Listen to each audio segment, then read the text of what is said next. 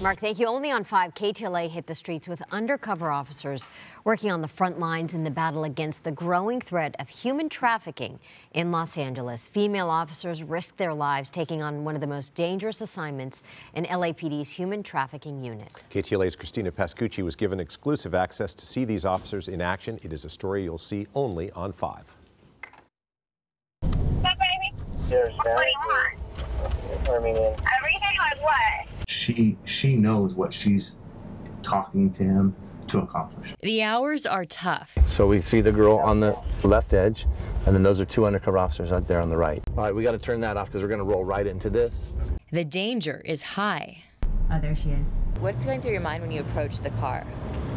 I just hope that it goes smoothly. The goal is to let him think he's dictating things, although he's not. These women are walking up and down the street with sharks. These women are the force behind LAPD's human trafficking unit. Teams of investigators that pose as undercover prostitutes. We have to conceal their identities and real names. Jade is 27. My grandfather was on the job. He retired with LAPD. I always joked with him about, maybe one day I'll go in his shoes. At 38, Sarah is the eldest of the group. It's completely different persona. You're outside your comfort zone, and you're basically learning to become a prostitute. 27-year-old Marissa grew up right here along the Sepulveda corridor. So we will listen to audio of like previous girls that were also in the unit, so we could get comfortable on how to talk to people, the language, because human trafficking, it's a culture. And 36-year-old Nancy was inspired by school. My mom isn't very happy with it. She always tells me to be safe, and she's like, are you wearing wigs and stuff so people don't recognize you? The focus of their operation tonight to attract a pimp. These guys are violent felons, wanted or with previous arrests for murder, rape, kidnap. This could be a John, or maybe he's a pimp. Stupid. I may be blonde, but I ain't stupid. Bye. We spotted plenty of Johns looking for sex. Just car after car after car that's stopping. We thought things had cooled down for the night, but just when we were getting ready to go home, LAPD's Valley Bureau caught another John. What were you doing? What were you trying to do?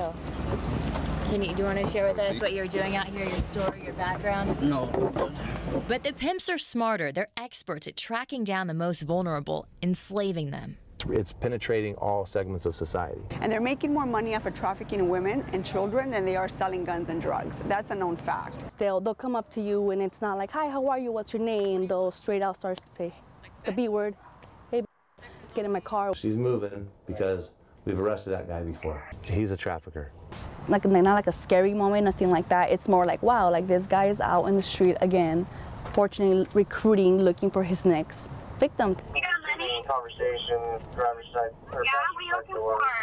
These fierce female officers say the risk they face is worth it if they can help the actual prostitutes they meet on the streets. There's a better way. There's a better life out there. In the end, the best thing is putting these guys in jail.